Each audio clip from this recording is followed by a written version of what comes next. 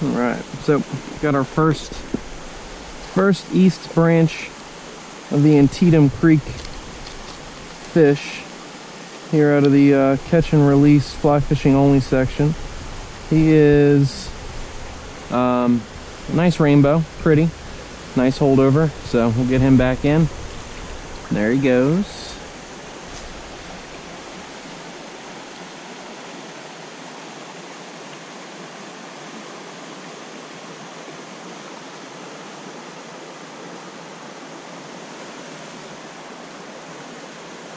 Oh shoot, I accidentally caught another fish. He's right there at my feet. Looks like another rainbow. I was just getting ready to swing in this section and picked up another fish.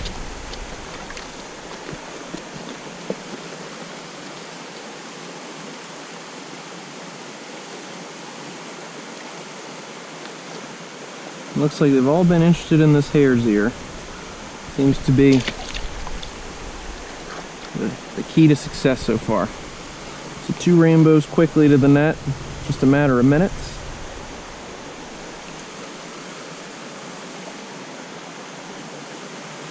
Let's give you a quick explanation of what we're doing.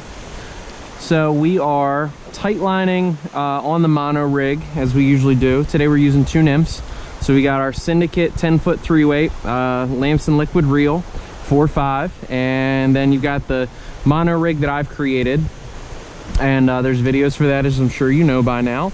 And what we've got here is a little bit longer tippet section than what I usually use, but so far so good, and definitely getting to the bottom. So I've got about 3 to 3.5 feet until my first fly. It's just a beadhead nymph. Bought it, so I'm not quite sure what it is. Kind of takes on the image of like a copper john and pheasant tail mixed together, barbless hook. And then on the bottom, where I've gotten both of my 2 fish so far, is just a little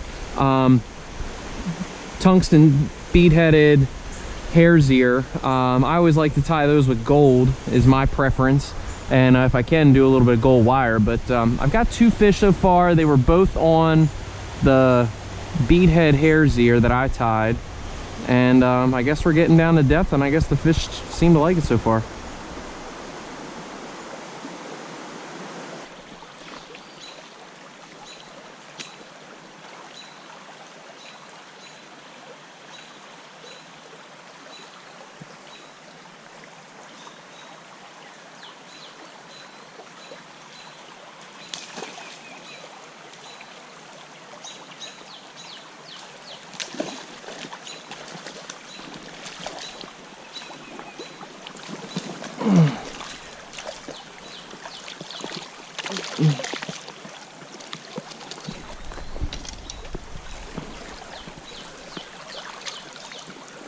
Now the question is, what do we have here? A wild or a stocked fish? I'm gonna say that that's a wild fish. I'm gonna let you guys make the decision on that. Why don't you put something down in the comments for me? You think that's wild or a stocked fish? I don't see the blue halos that I would usually see by the gill plate. He does have the red coloring, a little bit of white around the fins, but not quite sure. The adipose has got some color to it. The fins are all in really good shape, but I'll let you make the final call. Either way, we got a brown and we got 2 rainbows. Oftentimes the best way to fish a hole is from downstream of it. So for example, with this tree the way it is in this water, I really can't get downstream of this hole. I really like this overhang. I love the current that flows into it and how it kind of just softens up towards the middle and back side of it. So great spot for trout to hide. The problem is I can't approach it from the backside like I usually would. So what you just saw me do is I basically just rolled over, not even a good looking cast, but you know how it looks is irrelevant. You just want to get it into the channel of this current and let it drift down in. And what I did is I let it go and just kind of paused it. And then on that pause, that's when I got my take, and I just lifted the rod tip and there's my fish. So I know that oftentimes what you see me do is cast upstream you know, and then as soon as I see my line jump or move or pause, I basically set the hook. Well, this was a little bit different presentation, just showing you again that you can even swing, you know, nymphs basically like you're swinging wets and still get some takes. So I hope that that's something that you can employ the next time that you hit the stream, because here I'm doing it again. So see if anything else is in there, but if not, we got one fish. Might have even been a wild brown, we don't know.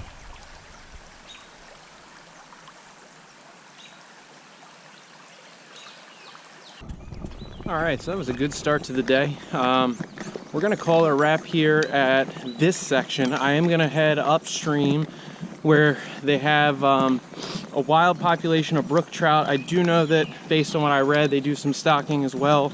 So we're gonna give that a shot and see if we can't complete the slam. That is the goal now that we've landed a rainbow, a brown, may have been wild, I don't know. We'll check your comments for that.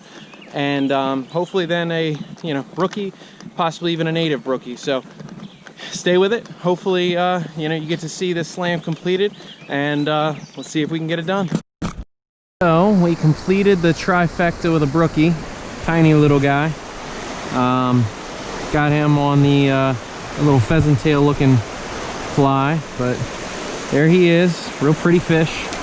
Back he goes, quick release.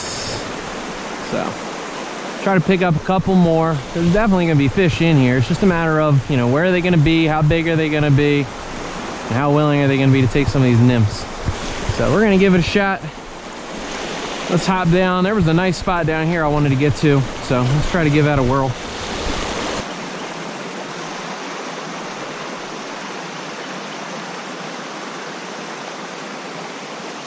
There we go. Another brook. This one's a little better. Still only 4 or 5 inches, but pretty thing. Pretty thing. I'm digging this hare's ear, that's for sure. All right, let's get him back.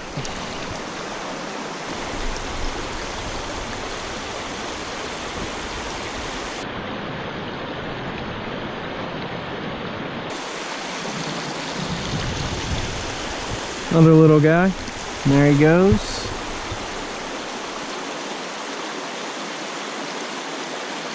Oh, long release. They're sitting over there, that's for sure. Swinging them in that current. Should be a nice fish in this stretch up here, I would think. You got some nice cover, some deep water.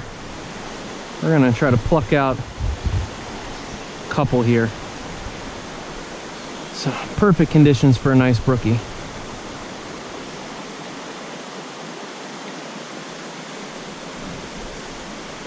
There we go, good casts. All right, let's slide up one step.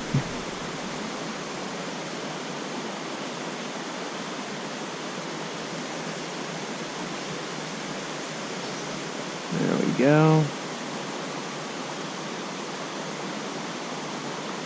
I would think that there's got to be one tucked in that little section there, but oh, right now he is fooling us.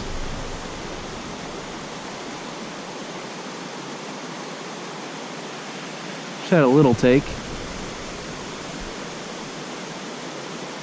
There we go. And there he goes. A little bit better fish, still not great, but good.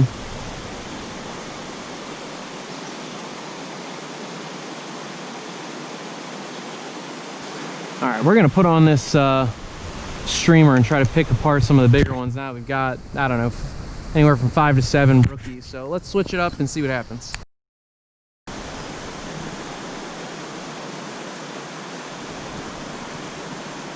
There we go. All right, so we knew that there was a fish in it. It was just a matter of getting him. So he took the George's Killer fly. Let's get him off.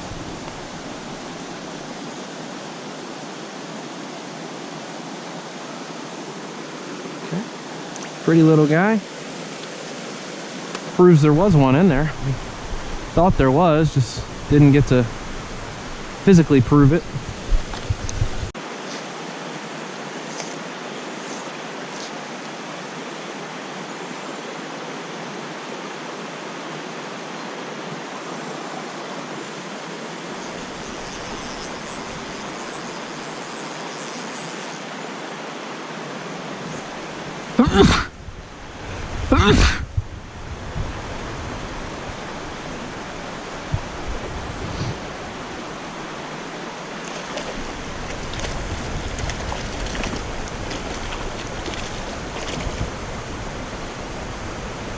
This is a really nice stocked brookie. Big old fat one. He couldn't resist the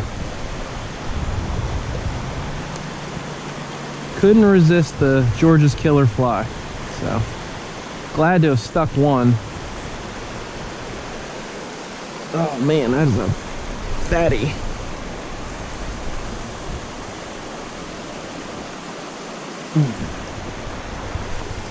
Look at that.